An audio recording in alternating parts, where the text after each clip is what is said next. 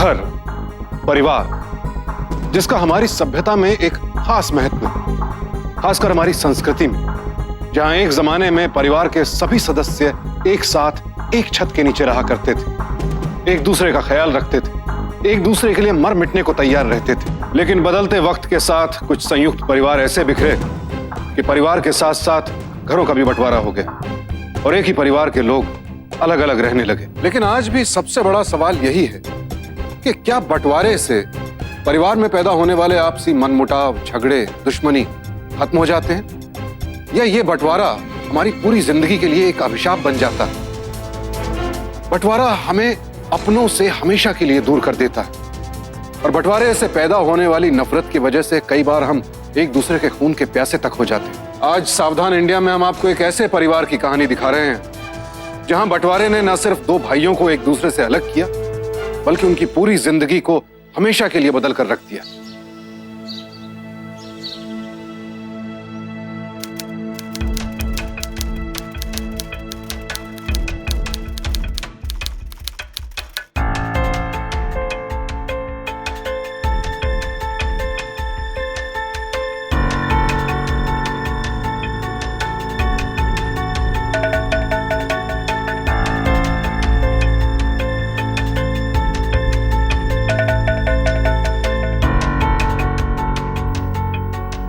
वकील साहब, पूरी फैमिली को यहाँ इकट्ठा कर लिया, ऐसी कौन सी बात हो गई? आपके पिताजी की वसीयत सुनानी सी। बाबूजी की वसीयत? भाई साहब, आपको पता था इस वसीयत के बारे में? पता था मतलब? शायद बाबूजी को वसीयत बनवाना जरूरी लगा होगा, इसलिए बनवा बैठे। ई तो आसानो आज पता लगेगा ना कि इसमें लिखा क्या है। हाँ जी, शुरू कीजिए। तोड़े स्वर्गीय पिताश्री श्री हरिश्चंद्र जी शर्मा जी के मुताबिक उनके बड़े बेटे यानी कि श्री जतिन कुमार शर्मा पूरे ग्राउंड फ्लोर के मालिक हैं और उनके छोटे बेटे श्री विपिन शर्मा को पहली मंजिल के पूर्व वाली दिशा में जो किचन और 4 कमरे हैं वो दिए गए। पर वकील साहब, हिस्सा तो बराबरी में होना चाहिए ना। हम लोग जहाँ रहते हैं ऊपर की मंजिल पे, वहाँ 6 कमरे हैं। देखिए, वसीयत के मुताबिक फर्स्ट फ्लोर के पश्चिम की ओर बाकी 2 कमरे जो हैं वो स्वर्गवासी श्री हरिश्चंद्र शर्मा जी के बड़े बेटे श्री जतिन शर्मा के दोनों बच्चों रानी शर्मा और संजय शर्मा के नाम है। लेकिन वहां तो मेरा कमरा है, मैं अपना कमरा किसी को नहीं दूंगा। ऐ नहीं हो सकता, मेरे परिवार दे विच सदस्य ज्यादा है। गलत है ये, मैं नहीं मानता इस वसीयत को। आप तो ऐसे भड़क रहे हैं जैसे आपको कुछ मिला ही नहीं हो। आखिरी के 6 महीने में तो बाबूजी का देखना और सुनना तक बंद हो चुका था। है वसीयत बाबूजी ने नहीं बना, इसे बनवाई गई।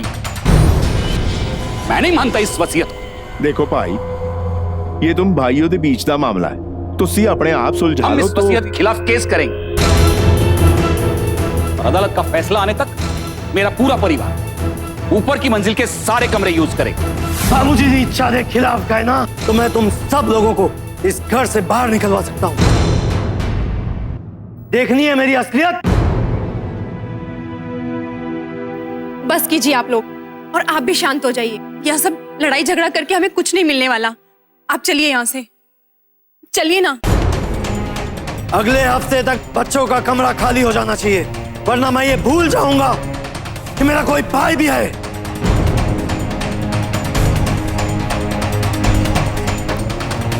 अमित, चलो चलो यहाँ से, चलो। अमित के तायाजी की धमकी उसके परिवार को ऊपर का कमरा छोड़ने पर मजबूर तो कर देती है, पर अपने तायाजी का धोखा अमित को गुस्से से भर देता है।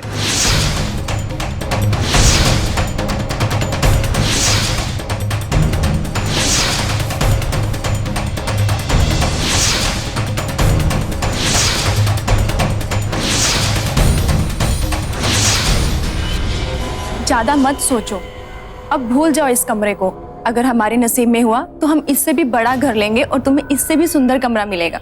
ठीक है, चलो अब।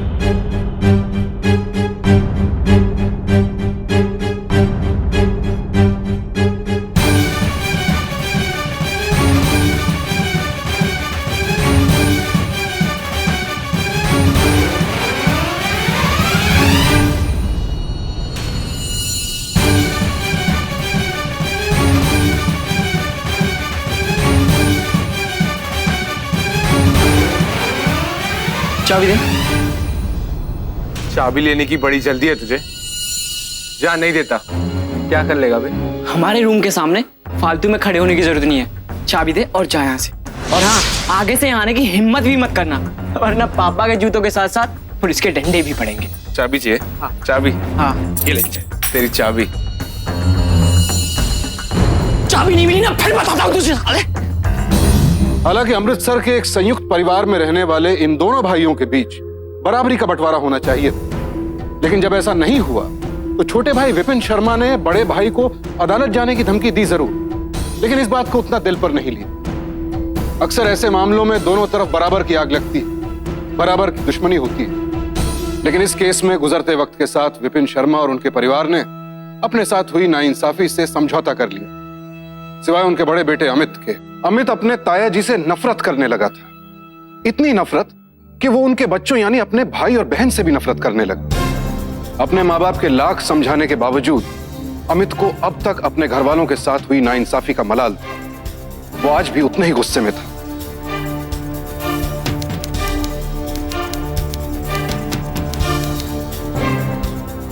अमित, बहुत हो गया, चलो आ जाओ, खाना खा लो। मुझे भूख नहीं है माँ। अमित, पुरानी बातें भूल जाओ और अब सिर्फ अपनी पढ़ाई पे ध्यान दो। ये लड़का भी ना तो खुद भूलता है और ना ही हमें भूलने देता है। आप लोग भूले शौक से, मैं नहीं भूल सकता। आपके बाबूजी ने बुढ़ापे में सटियाकर अमित से बात कर। आप अपने भाई से डरते हो पापा। आपके भाई ने आपको सबके सामने से धमकाया और आपने जवाब तक नहीं दिया। जाकर देखिए रानी कितने मजे से मेरा रूम इस्तेमाल कर रही है। आपको क्या पता उसकी नजर कब से मेरे रूम पर थी। इन लोगों ने जानबूझ के मेरा हक छीना है। देखना, मैं इन लोगों को नहीं छोड़ूंगा।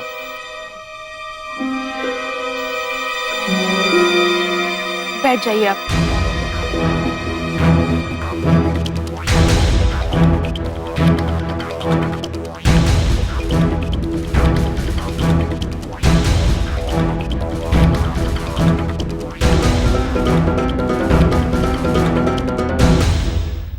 अमित, कितने दिन हो गए तूने मुझसे भी बात नहीं की। पढ़ो की जगह से हमें क्या, मेरे लिए तो आज भी मेरा ये भाई दुनिया का सबसे अच्छा भाई है और मेरा बेस्ट फ्रेंड भी है। मैं तेरा भाई तब तक था जब तक तेरे बाप ने हमारे साथ धोखा नहीं किया। अब उस मक्कार और उसके घर वालों से अब मेरा कोई लेना देना नहीं है। देख, मेरे पापा के बारे में कुछ मत बोल। बोलूंगा, एक बार नहीं, उस धोखेबाज को 1000 बार बोलूंगा। और वैसे तू भी कुछ कम नहीं है। मेरा रूम हड़प के कितनी खुशी है ना तुझे, सब पता है मुझे। तेरा दिमाग खराब हो गया अमित, तो ऐसे सोच भी कैसे सकता है कि मैं तेरा रूम हड़पूंगी। I am really sorry Amit, मुझे तेरा रूम यूज करना पड़ रहा है, लेकिन तुझे किसने मना किया है वो रूम ना यूज करने के लिए? कोई कर भी नहीं सकता। तेरी तरह इस खानदान पर मेरा भी उतना ही हक है। और अगर तेरे बाप से अपने हिस्से की प्रॉपर्टी वापस नहीं ली ना, तो मेरा नाम भी अमित नहीं। भाई प्लीज, हर चीज की एक लिमिट होती है। मेरी लिमिट क्या है अब पता चलेगा तुम लोग को। जाके कह दे अपने बाप से, उसने जो हमारे साथ धोखा किया ना, उसका बदला मैं उससे जरूर लूंगा। कहते हैं अगर आपस में प्यार हो, एक दूसरे पर भरोसा हो, तो दुनिया की कोई भी दीवार रिश्तों का बंटवारा नहीं कर सकती। लेकिन बदकिस्मती से बड़ों के आपसी झगड़े और घर के बंटवारे ने अमित के मन में अपने ताया जी के लिए इतनी कड़वाहट पैदा कर दी थी कि वो अपनी उस बहन तक से नफरत करने लगा जिसे उस पर सबसे ज्यादा भरोसा था। उसके सर पर तो जैसे एक फतूर सा सवार था अपने ताया जी से बदला लेने का, और उसी वजह से अब वो एक ऐसा कदम उठाने जा रहा था जिसके बारे में उसके घर वाले सपने में भी नहीं सोच सकते थे।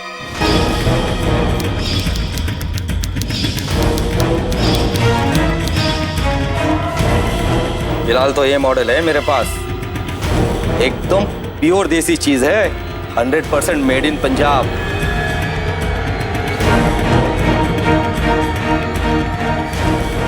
इसके कितने हुए? 55,000।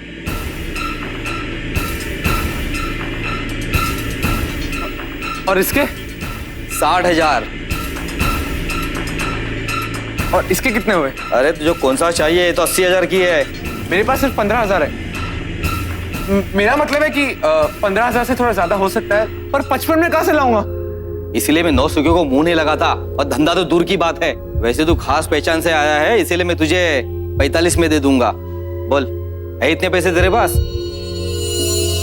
अच्छा, लेकिन इसके साथ फ्री में बुलेट्स मिलेंगे ना? तुझे यहाँ कहीं सेल का बोर्ड नजर आ रहा है क्या? अबे बुलेट के अलग से 5000 रुपए लगेंगे। पैसे है उतने तुम्हारे पास?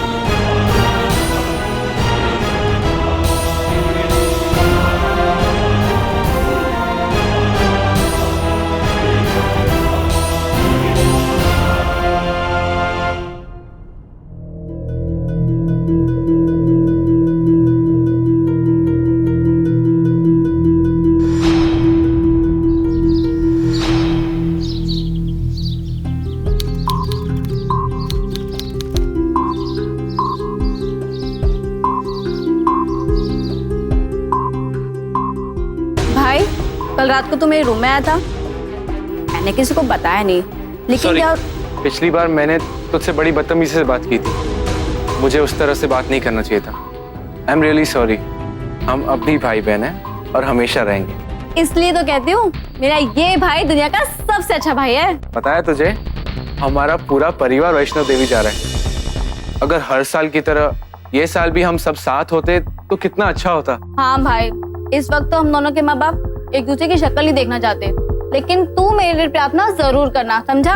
सॉरी बहना, इस बार मेरा जाना कैंसिल। इस बार मैं घर पर बैठ के एग्जाम की तैयारी करूंगा, और बहुत दिनों से मैंने तुझसे बातें भी नहीं की ना।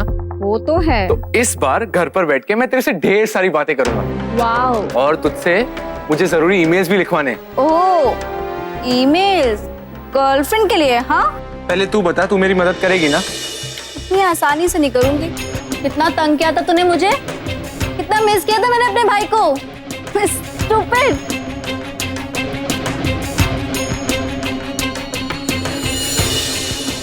इस बार मैं भी तुझे बहुत मिस करूंगा।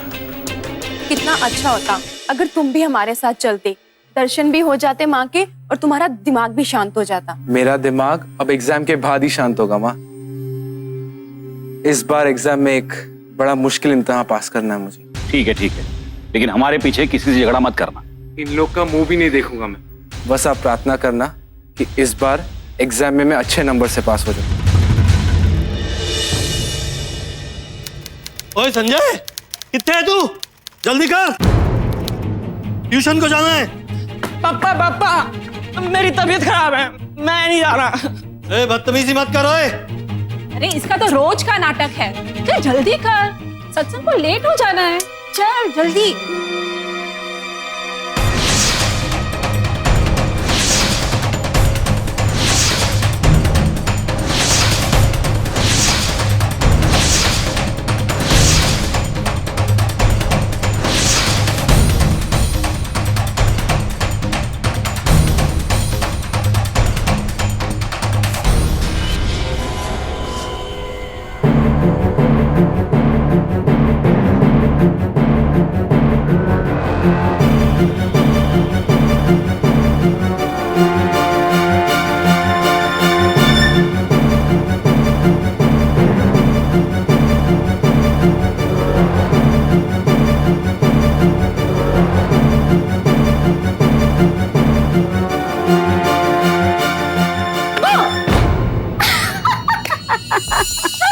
देखा कैसे डराया तुझे? कितनी बार तूने मुझे डराया है। आज तो मैंने अपना बदला ले ही लिया। वैसे मुझे पता था मम्मी पापा के जाने के बाद तू सीधा यहाँ आएगा, इसलिए चुप की तरह वेट करी थी।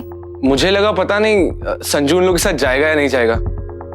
वैसे भी बंटवारे के बाद मेरा यहाँ आना ठीक नहीं है, और ताऊ जी की तरह संजू ने भी मुझे आने से साफ मना कर दिया है। अरे भाई, अरे संजू तो भी बच्चा है। हाँ, ट्यूशन ना जाने के बहाने ढूंढने में वो नंबर 1 एक्सपर्ट है, पर आज उसकी चली नहीं। अच्छा हुआ चला गया, वरना खामोखा मुझे और वेट करना पड़ा। अच्छा भाई, तुझे एक चीज दिखानी थी, बहुत इंपॉर्टेंट है। हाँ, भाई मेरे क्लास में एक लड़का है कुछ दिन पहले उसने मुझे प्रपोज किया। मैंने अभी तो कुछ बोला नहीं। लड़का काफी अच्छा है भाई, तो उसकी फोटो देखेगा? रुक, देख भाई पिक्चर।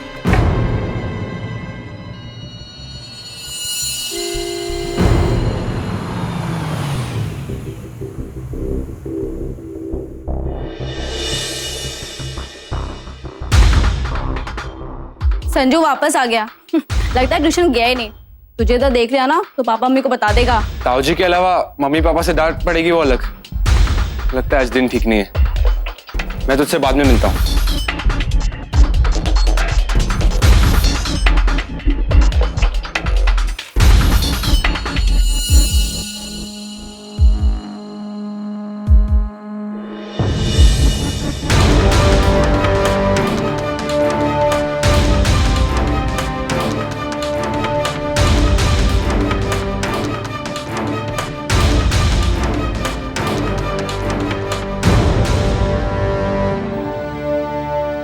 तू यहाँ क्या कर रहा है? तू किसको बोल रहा है बे? तुझसे 5 साल बड़ा हूं मैं। ये हमारा कमरा है, यहाँ आना तुम्हें अलाउड नहीं। भूल गया? पापा ने तुम्हें क्या वार्निंग दी थी? भूल गया मैं। क्या उखाड़ लेगा तुझे तेरा बाप? रुक, अभी बुलाता हूँ, अभी बुलाता हूँ, फिर पता चलेगा तुझे। तेरे अबे रुक! किधर जा रहा है बे तू? रुक!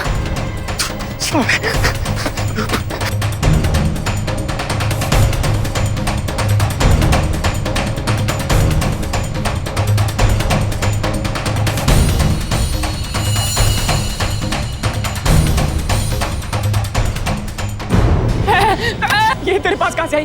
देख मजाक मत कर भैया, लग जाएगी। मैं कान पकड़ता हूँ इसमें। मैं किसी को कुछ नहीं बताऊंगा। बोलने लायक रहेगा तब तो कुछ किसी को बताएगा ना। तू मुझे मारकर तू भी तो नहीं बचेगा। हटाना है इसे भैया। अब तेरे चोर बाप को पता चलेगा कि किसी का चीज छीनने पर कैसा लगता है। प्लीज तो मैं अपना हिस्सा तो लेकर रहूंगा, पर तेरा बाप तुझे वापस कैसे लाएगा? हरामजादा है भैया। संजू, संजू, संजू, संजू, संजू, संजू, संजू,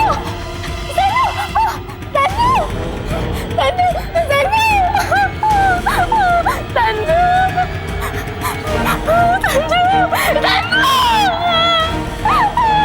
संजू तो गया, अब तेरी बारी। भाई, भाई तू पागल हो गया क्या? अब तेरे बाप को पता चलेगा कि किसी का हक छीनने का क्या अंजाम होता है। पागल हो गया क्या?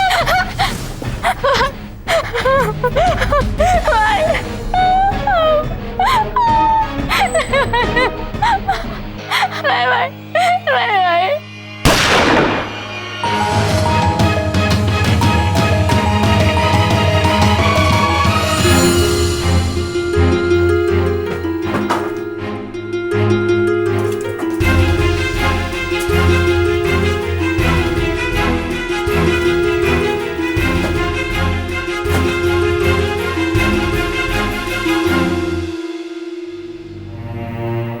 सर ताज्जुब है, घर का सारा सामान बिखरा पड़ा है और यहाँ पर चोरी भी नहीं हुई। यानी कि कातिल किसी खास मकसद से यहाँ पर आया, या फिर उसका असली मकसद कत्ल करना ही था। जतिन जी, क्या आपके बच्चों का कभी किसी से झगड़ा हुआ था? कभी नहीं। क्या आपके साथ आपके भाई और उनकी फैमिली भी यहाँ रहते हैं? हाँ, मेरे छोटे भाई और उनकी फैमिली भी रहती है। इस तरह हादसे की खबर लगते ही अमित के माता पिता फौरन घर लौट आए।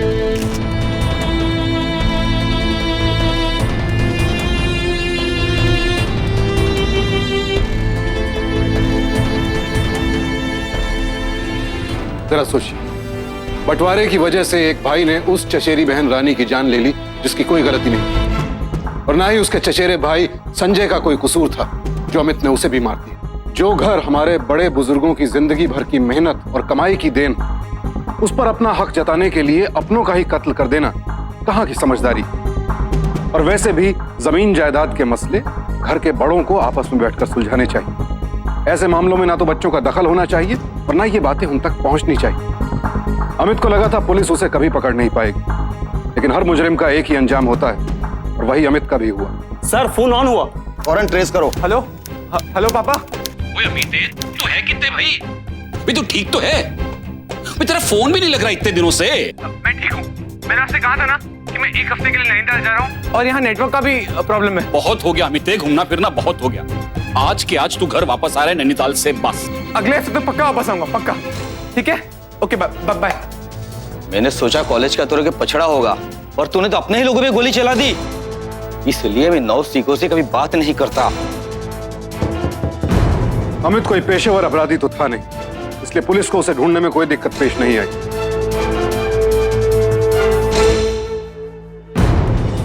पुलिस ने उसके पास से वो गन भी बरामद कर ली जिससे उसने संजय और रानी का कत्ल किया था। अब अमित के पास अपना जुर्म कबूल करने के अलावा और कोई रास्ता नहीं था। सावधान इंडिया की आज की घटना में हमने देखा कि किस तरह जमीन जायदाद, प्रॉपर्टी के झगड़े या कोई भी पारिवारिक रंजिश हमारे अपने ही बच्चों की जान की दुश्मन बन जाती है। हमें सीख लेनी चाहिए कि पारिवारिक क्लेश की वजह से तैश में आकर कभी कोई ऐसा कदम ना उठाएं जिसे वापस लेना नामुमकिन हो। धन दौलत, जमीन जायदाद, ये सब हमारी जान से ज्यादा कीमती नहीं होते, लेकिन फिर भी लालच में पड़कर कभी कभी हमारे अपने ही हमारी जान के दुश्मन बन जाते हैं। याद रखिए, एक सुरक्षित समाज के लिए हम सबको सावधान रहने की जरूरत है और हमेशा रहें सावधान इंडिया। तो सावधान